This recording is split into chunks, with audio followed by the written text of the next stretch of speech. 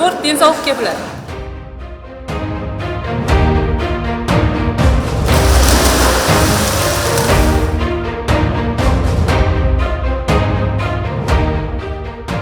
Денсаулық ең басты құндылық.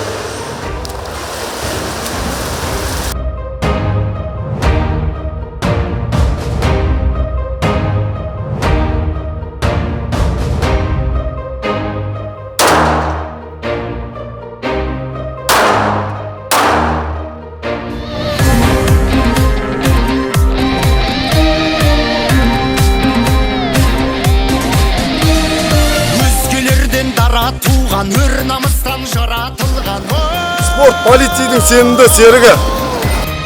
Бабасының батырлығы хан мен бойға таратылған Алатаудай алашымның қаратаудай баласымын.